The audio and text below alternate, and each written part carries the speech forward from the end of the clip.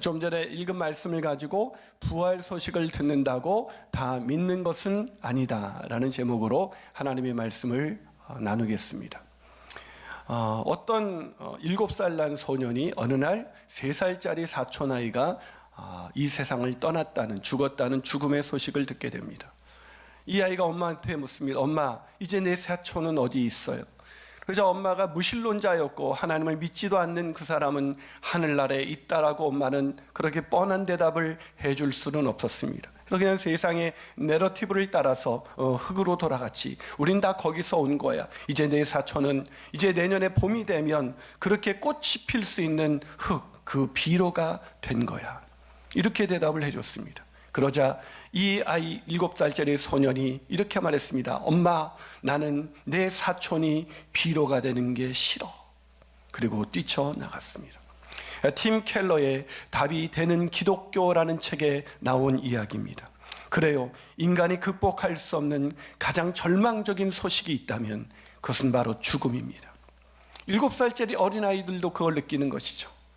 그러나 더 안타까운 소식은 매일 부활의 소식을 들으면서도 죄와 사망의 권세에 짓눌려 근심과 걱정과 두려움 속에 오늘을 살아가고 있는 사람들입니다. 오늘 본문에도 그런 사람들이 소개되어 있습니다. 오늘 본문 8절을 한번 같이 읽어보겠습니다. 본문 8절 있습니다. 시작. 여자들이 몹시 놀라 떨며 나와 무덤에서 도망하고 무서워하여 아무에게 아무 말도 하지 못하더라. 정말 안타깝지 않습니까? 이 여인들은 부활의 소식을 제일 먼저 들었던 여인들입니다. 얼마나 놀라운 소식입니까? 얼마나 기쁜 소식입니까? 이 소식을 제일 먼저 들은 사람들입니다. 그런데 이 여인들은 부활의 소식을 들었지만 부활을 믿지는 못했습니다. 그래서 여전히 두려움과 근심과 염려 속에 아무 말도 하지 못한 채 그들은 오늘 본문을 끝내고 있습니다. 사랑하는 여러분, 혹시 이 여인들처럼 매번 부활절이 다가오지만 부활절마다 부활절 이 메시지를 듣게 되지만 여전히 부활을 믿지 못한 채 근심과 두려움과 죄와 사망의 권세에 짓눌려 오늘을 살아가고 있지는 않습니까? 사랑하는 여러분, 저는 오늘의 이 부활절 메시지를 통해서 저와 여러분의 부활의 주님을 만나고 부활을 믿음으로 말미암아 놀라운 승리의 개가를 부르며 코로나19도 어찌할 수 없는, 아니 죄와 사망의 권세도 어찌할 수 없는 그 기쁨과 평강 가운데 살아가게 되시기를 주님의 이름으로 축원합니다. 자, 그렇다면 누가 부활을 믿는 사람일까요? 첫 번째로 부활의 약속을 신뢰하는 사람입니다. 다시 말해서 인간의 이성을 초월하는 이 부활의 소식을 믿기 위해서는, 부활을 믿기 위해서는 먼저 부활하신 주님의 약속을 믿어야 한다는 것입니다. 여러분 기억하고 계십니까? 우리가 마가복음 하박국 강해를 코로나19가 이렇게 아주 심해지면서 하박국 강해서를 통해서 우리가 하나님의 말씀을 듣고 있는데요, 이 마가복음을 쭉 강해 오다가 이 부활 이 부분만 남겨놓고 뒤로 밀었습니다. 오늘 메시지를 나누기 위해서였죠.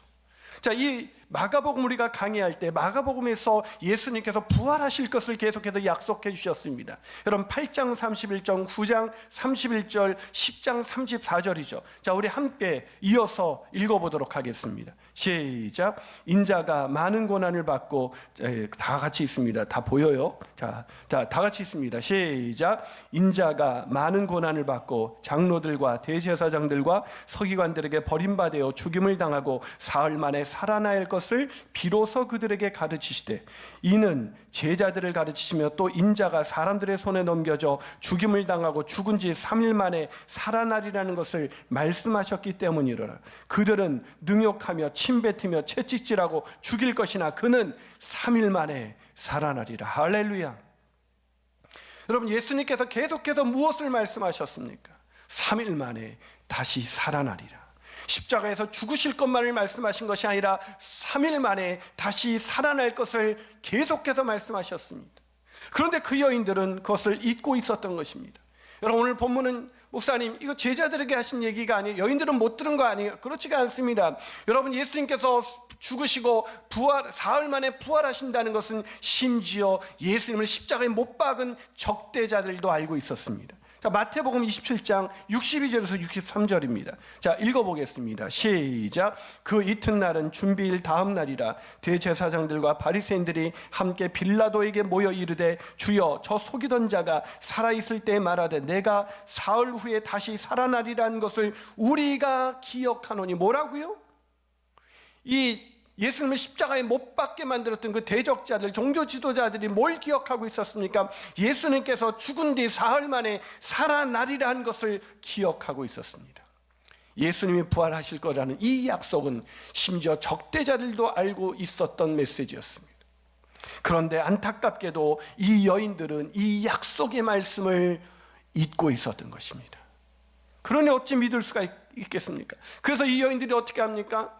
이 부활의 아침, 이제 사흘 만에, 야, 이제 사흘이야. 예수님이 십자가에서 달려 죽으시고 나서 손꼽아 기다리며 사흘이면 완전히 천지가 개벽할 거야. 주님께서 부활하실 거야. 이런 기대와 소망 가운데 그 시간을 기다린 것이 아니라 그들은 낙심하고 있었습니다. 절망하고 있었습니다. 두려워하고 있었습니다. 염려하고 있었습니다. 그러면서 자신들이 사랑했던 그런 스승이었던 그 예수님의 그 장례를 좀 더 의미 있게 치르기 위해서, 향품을 발라드리기 위해서 그렇게 지금 예수님의 무덤, 바를 필요가 없는 빈 무덤을 찾아오고 있었던 것입니다. 여러분, 안타깝지 않아요? 이건 굉장한 헌신입니다. 여러분, 당시 십자가에 달린 그 시체를 다시 찾는다, 이것은 자신의 생명을 잃을 수 있는 생명을 담보한 헌신이었습니다. 그러나 생명을 담보한 이 헌신도 아무 의미 없는 헌신이 되어버리고 말았습니다. 여러분, 주님이 우리에게 기대하는 것이 뭘까요? 그것은 우리가 주님 앞에 헌신하는 것, 의미 없는 우리의 열심이 아니라 우리가 부활의 주님을 기대하고 그 약속을 신뢰하며 살아가는 것입니다. 아멘이십니까? 사랑하는 여러분, 오늘 우리가 예배 열심을 드리면서 온갖 봉사와 열심히 헌신하고 헌금을 드리고 이러는 것보다 더 중요한 것이 무엇입니까? 우리가 부활의 주님을, 그 약속을 신뢰하고 그 부활의 주님을 만나고 매일매일 두려움과 염려가 사라지고 근심 걱정 사라지고 모든 두려움 가운데에서 자유한 그런 인생 살아가는 것 아니겠습니까? 사랑하는 여러분, 부활의 소식을 듣는다고 다 믿는 것이 아닙니다. 부활의 소식을 들었음에도 불구하고 믿지 못했던 이 여인들처럼 안타깝게도 오늘날 그렇게 살아가는 사람들이 얼마나 많은지 모릅니다. 사랑하는 여러분, 향품을 바르는 인생이 아니라 부활의 기쁨을 누리는 인생이 되시기를, 부활을 믿는 인생이 되시기를, 그래서 부활의 약속을 신뢰하며 살아가게 되시기를 주님의 이름으로 축원합니다. 아멘이십니까? 한 발 더 나가서 부활을 믿는 사람은 어떤 사람일까요? 부활로 인한 변화가 있는 사람입니다.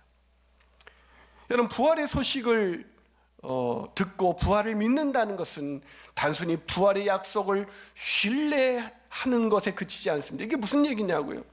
부활의 약속을 신뢰하면 반드시 변화가 온다는 것입니다. 다시 말해서 부활의 약속을 신뢰한다고 말은 하는데 인생의 삶의 변화가 없다면 그 사람은 아직 부활의 주님, 살아계신 주님 만나지 못한 것입니다. 여러분, 부활에 대한 지적인 동의를 하고 있는 것이 부활의 소식을 믿는 것이 아니라, 부활의 주님을 만난 것이 아니라 지적인 동의를 넘어서 내 삶의 변화가 있어야 한다는 것입니다. 여러분, 무신론자로서 예일대 법대를 나온 사람 중에 시카고 트리뷴지라는 그 유명한 신문의 편집장을 지낸 분이 있습니다. 이 사람이 뉴욕타임스가 선정한 베스트셀러 저자이기도 했는데요, 오늘날 이 사람의 아내가 부활의 주님을 만나고 교회를 다니기 시작한 것입니다. 무신론자였던 이 남편은 굉장히 못마땅했죠. 그래서 이 아내가 이 부활의 주님을 만난 것이 거짓이라는 것을 밝혀내야 교회를 안 다닐 것 같아서 예수님의 부활에 대해서 연구하기 시작했습니다. 이것이 거짓인 것을 밝히기 위해서 말이죠. 무려 21개월이나 연구를 했습니다. 그런데 놀랍게도 21개월 후에 이 사람은 예수의 부활을 믿게 되었습니다.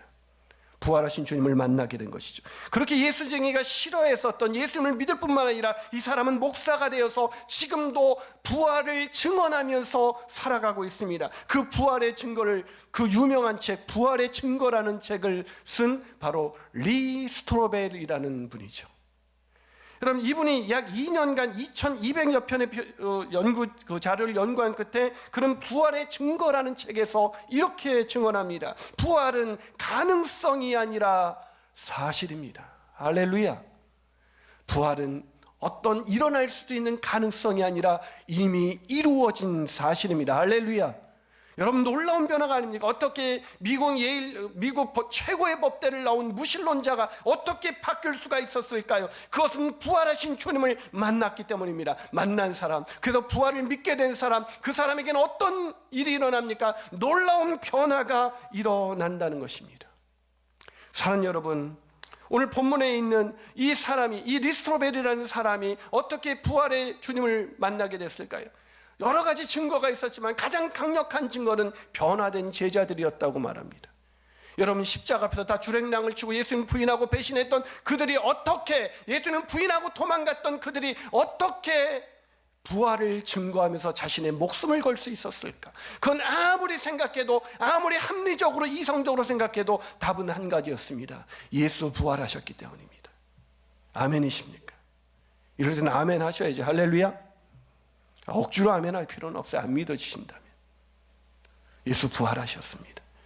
합리적인 설명, 어떻게 예수를 버리고 다 도망간 사람이 예수의 부활의 소식을 목숨 걸고 전할 수가 있었던 것일까? 그것은 예수님이 부활하신 것이고 그들은 부활하신 주님을 만났기 때문인 것입니다. 하지만 안타깝게도 오늘 본문에는 부활의 소식은 들었으나 여전히 변화되지 못한 사람들이 소개되어 있습니다. 바로 여인들이죠. 그 여인들은 여전히 두려움 가운데 사로잡혀 있습니다. 부활의 소식을 안 들은 게 아니에요. 부활의 소식을 들었습니다. 여기 부활하셨다라는 소식을 들었습니다. 그러나 그들은 여전히 무서워하고 두려워하고 있었다고 오늘 성경은 기록하고 있습니다.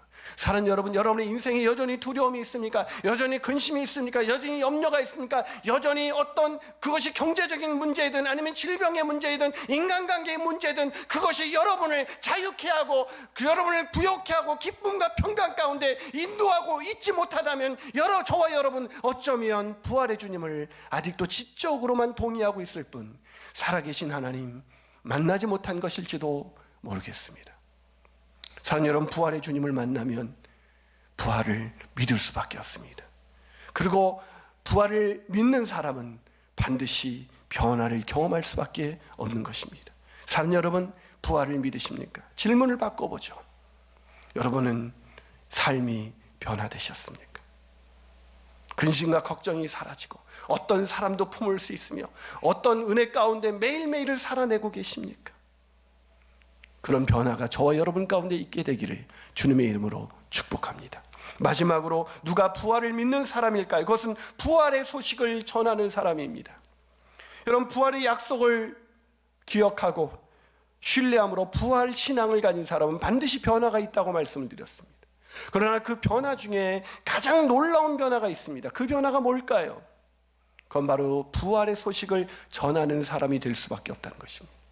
여러분, 우리가 어디 식당만 가서 맛있는 음식만 해도 널리 전파합니다. 제가 그 광교에 한 맛있는 그 뷔페 식당을 소개했더니 그걸 전했더니 널리 전파돼서 얼마나 많은 분이 갔는지 몰라요. 여러분, 하물며 식당도 그것이 좋으면 전하게 되는데 우리 인생의 최대의 소식, 가장 놀라운 소식, 예수께서 부활하셨다는 이 부활의 소식, 이 소식을 믿는 사람, 부활의 주님을 만난 사람이 어떻게 부활의 소식을 전하지 않으며 살 수 있을까요? 그러나 오늘 본문에 있는 이 여인들은 안타깝게도 부활의 소식을 듣고도 부활을 믿지 못했던 이 여인들은 변화되지 못했습니다. 여전히 염려와 두려움과 근심과 걱정 속에 살아가고 있었습니다. 뿐만 아니라 그들은 부활의 소식도 전하지 못했습니다. 자, 오늘 본문 8절 다시 한번 읽어보겠습니다. 읽습니다. 시작. 여자들이 몹시 놀라 떨며 나와 무덤에서 도망하고 무서워하여 아무에게 아무 말도 하지 못하더라. 사랑하는 여러분, 아무에게도 아무 말도 하지 못하더라. 여러분, 부활의 주님을 믿는지 안 믿는지 어떻게 알 수 있을까요? 부활의 소식을 전하고 산다면, 아니 전할 수밖에 없다면 그 사람 부활의 주님을 만난 것입니다.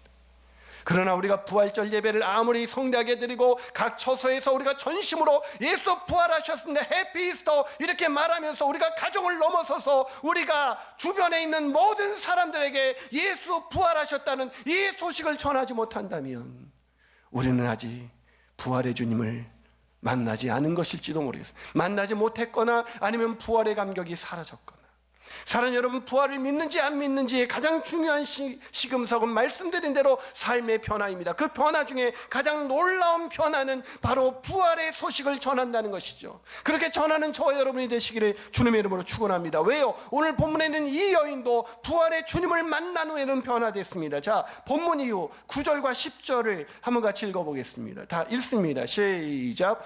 예수께서 안식 후 첫날 이른 아침 살아나신 후에 전에 7 귀신을 쫓아내어 주신 막달라 마리아에게 먼저 보이시니 마리아가 가서 예수와 함께하던 사람들이 슬퍼하며 울고 있는 중에 이 일을 알렸다. 놀랍죠? 무서워하여 아무에게 아무 말도 하지 못했던 이 막달라 마리아가 드디어 슬퍼하고, 왜? 아직도 부활할 것이라는 약속은 알고 있었지만 그걸 잊고 있는 상태에서 슬퍼하고 있는 제자들에게 부활의 소식을 전한 것입니다. 사랑하는 여러분, 어떻게 이렇게 변화될 수 있었을까요? 부활의 주님을 만났기 때문입니다. 부활을 믿게 되었기 때문입니다. 그렇습니다. 부활을 믿으면 인생이 바뀌게 되어 있습니다. 두려움과 슬픔이 사라지고 근심과 염려가 사라질 뿐만 아니라 부활의 소식, 이 기쁜 소식을 전하며 매일매일을 살아가게 되어 있습니다. 그렇다면 사랑하는 여러분, 이 부활 신앙으로 인한 이 놀라운 변화, 부활 소식을 전하는 변화가 저와 여러분 가운데 있습니까? 그 부활 소식을 전하는 그 변화가 있게 되기를 주님의 이름으로 축원합니다. 춘천에 가면 한마음교회라는 교회가 있습니다. 이 교회는 우리 교회처럼 간증이 아주 많은 교회예요. 아니, 우리 교회보다도 더 많은 간증이 있다고 할 수 있는 교회입니다. 근데 그 이유가 뭘까? 왜 이렇게 간증이 많을까? 간증이 너무 많아서 기독교 텔레비전이나 이 국민일보를 비롯해 모든 매체에서 이 교회의 간증이 너무 많아서 이 간증을 수도 없이 소개하고 있습니다. 그 이유가 뭘까요? 부활의 주님을 만나 변화되었기 때문입니다. 그리고 그 부활의 주님을 증거하고 싶었기 때문입니다. 그래서 지난 국민일보의 3월 23일자에도 이 교회에서 부활의 주님을 만나서 변화된 간증의 얘기가 수도 없이 있었습니다. 얼마나 많은지 매주 그렇게 쏟아져요. 그 중에 하나를 제가 소개하겠습니다. 쌀 가게를 한 아버지 덕분에 물질적인 어려움이 없이 원하는 것을 다 하면서 자랐습니다. 대학도 학비나 용돈을 위한 아르바이트도 하지 않고 편하게 지냈고 취업도 한 후에 11조를 낸 뒤 나머지는 내 뜻대로 쓰면서도 저축을 할 수가 있었습니다. 어려서부터 교회 다녀 예수님 잘 믿는다고 생각했던 나는 어느 날부터 하나님께 다른 조건은 전혀 보지 않고 예수 잘 믿는 형제 만나게 해달라고 기도하기 시작했고 일주일 만에 남편을 만났습니다. 근데 막상 결혼을 하고 보니 생각보다 돈이 너무 많이 나갔습니다. 전혀 신경을 쓰지 않았던 관리비, 보험료, 가스비를 비롯한 각종 필수 경비로 저축을 할 수가 없었습니다. 그래서 서서히 그때부터 돈에 대한 염려가 시작되었습니다. 결국 아껴 쓰기밖에는 답이 없다는 생각에 마트에 가서도 무조건 싼 것만을 골랐고 외식도 거의 끊었으며 인부복 외에는 몇 벌 옷도 사지 않았습니다. 체크카드 잔액을 확인할 때마다 그럼에도 불구하고 염려는 점점 커져만 갔고, 춘천에서 서울까지 가는 기름값이 아까워서 친정도 잘 가지 않았습니다. 언니네 가족이 여행을 가자고 해도 이런저런 핑계로 피하며 집과 직장만 오갔습니다. 돈에 대한 염려가 커진 데다가 몸까지 아프기 시작해 과민성 장장애로 고생도 했습니다. 낙심이 점점 깊어져 갔습니다. 그러던 어느 날 교회 친구에게 사정을 털어놓자 한 가지 작은 염려, 생각에 붙들리면 나중에는 아무것도 할 수 없다는 말을 듣고 충격을 받았습니다. 얼마 후 교회가 이전에 남편과 협의해서 건축 헌금을 하기로 작정했습니다. 매달 얼마씩 몇 개월 헌금을 했는데 갑자기 그 돈이 아깝다는 생각이 들었습니다. 조심스럽게 남편에게 이야기하자 남편은 하나님께 한 약속이라고 했습니다. 순간 내 믿음의 실상을 그대로 보게 되었습니다. 입술로는 예수님이 나의 주인이십니다라고 외치면서 돈과 염려에 빠진 형편없는 내 모습에 놀라 바로 하나님께 엎드리기 시작했습니다. 목사님께서 복음이면 모든 문제들이 다 해결된다고 하셨지만 나는 어깨에 무거운 짐만 지고 살고 있었습니다. 그동안 예배도 잘 참석했고 11조도 빠짐없이 드렸지만 내 마음의 주님은 여전히 예수님이 아니라 나였던 것입니다. 그 무렵 제왕절개로 둘째를 출산하게 되었습니다. 마취가 풀린 뒤 며칠 동안 심한 통증에 시달리면서 예수님과 제자들의 순교가 퍼뜩 떠올랐습니다. 좋은 의사에게 수술도 잘 되었는데도 이렇게 아픈데 제자들의 순교의 고통은 어땠을까? 거짓을 증언하다가 죽임을 당하는 것은 정말 불가능한 일이겠구나. 제자들은 부활하신 주님을 만났기에 그들이 그렇게 복음을 전한 것이구나. 구약의 예언대로 부활하셔서 나의 주인이 되어주셨는데도 그 예수님을 배척한 내 악한 중심이 적나라하게 보이자 바로 엎드려 회개하기 시작했습니다. 나는 그렇게 부활하신 주님을 만났습니다. 그리고 그 길로 내가 가르치는 아이들에게 아이스크림을 사주면서 복음을 전했고, 성령의 강권적인 역사로 전체 아이들이 예수님을 영접하는 놀라운 일이 벌어졌습니다. 할렐루야. 돈이 아까워 꺼렸던 분들을 하나하나 집으로 초대해 식사를 대접하면서 부활의 소식을 전하고 있습니다. 세상을 살다 보니 건강, 자식, 돈, 인간관계 등 문제의 연속이었습니다. 이 모든 것을 해결할 수 있는 것은 오직 주님뿐이었습니다. 내가 주인 되어 내 힘으로 해결하는 것이 아닌 나의 주인 되신 살아계신 부활하신 주님만 붙들고 이분만 의뢰하고 나갈 때만이 참 자유 가운데 모든 것을 할 수 있다는 것을 알게 되었습니다. 참 자유를 주신 부활하신 주님, 그 하나님께 감사와 영광을 올려드립니다. 사랑하는 여러분, 이 고백이 있어요. 살아가면서 건강, 자식, 돈, 인간관계 문제의 연속 속에서 오직 오늘도 괴로워하고 있지 않습니까? 염려하고 있지 않습니까? 낭망하고 있지 않습니까? 마음의 상처를 받았다고, 내 마음이 근심이 된다고, 내가 힘들다고 그렇게 살아가고 있지 않습니까? 그분이 살아계셨다면, 그분이 살아계신다면, 그분이 살아계셔서 오늘 우리와 동행한다면, 그분이 우리를 이런 모든 현세적인 문제에서 우리를 자유케 하실 수 없는 걸까요? 이번 주간 최근 코로나19로 인해서 여러 가지 어려움이 저에게 많았지만 가장 큰 어려움은 장례를 당한 그 성도들의 그 장례식장에 갈 수 없었다는 것이었습니다. 너무나 미안했습니다. 도대체 어떻게 할 수 있을까? 그리고 교인들도 조문하지 할 수 없는 그 상황 속에서 장례를 쓸쓸히 치러야 할 그 성도들 생각하면서 마음이 얼마나 짓눌렀는지 모릅니다. 근데 주님께서 저에게 말씀하셨습니다. 김 목사, 너는 내가 아직도 살아서 그들을 위로하고 그들을 부활의 소망과 영광 가운데 인도할 수 있다는 것을 너는 아직도 믿지 않는구나. 아버님들이, 네 분의 아버님을 우리 교인들이, 아니 또 최근에 5분, 6분이나 이 코로나19 중에 아버님을 이 세상을 떠나 천국으로 떠나 보냈습니다. 그 상황 속에서 제가 너무나 힘들어할 때 한 자매가 문자를 보냈습니다. 목사님, 나는 선한 싸움을 싸우고 나의 달려갈 길을 마치고 믿음을 지켰으니 이제 후로는 나를 위하여 의의 면류관이 예비되었으므로 주 곧 의로우신 재판장이 그날에 내게 주실 것이며 내게만 아니라 주의 나타나심을 사모하는 모든 자에게도니라. 디모데 후서 4장 7절 8절 기도해 주신 덕분에 사랑하는 아버지를 천국으로 잘 보내드리고 왔습니다. 아버지는 믿음의 유산을 물려주신 가장 큰 버팀목이자 삶의 원동력이셨고 믿음의 동역자이셨습니다. 바로 그런 아버지가 우리 아버지일 수 있는 것은 바로 부활의 주님을 만났기 때문이었죠.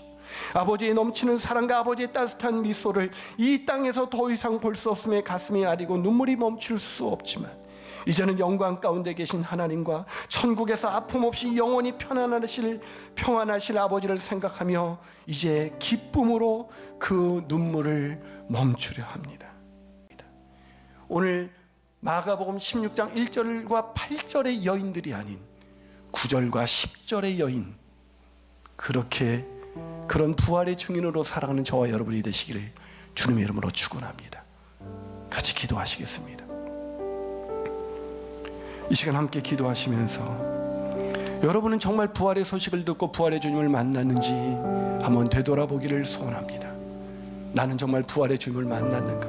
그걸 확인하고 싶다면 내가 지적으로 동의하고 있다고 해서 부활의 주님을 만난 것이 아닙니다. 정말로 부활의 주님을 만난 사람은 부활의 주님으로 인한 놀라운 변화가 있습니다. 큰 근심과 고통 중에도 기뻐하고 감사하며 놀라운 평강과 기쁨으로 매일매일을 살아가는 것입니다. 그 주님과 오늘도 동행하는 저와 여러분이 되셨으면 좋겠습니다.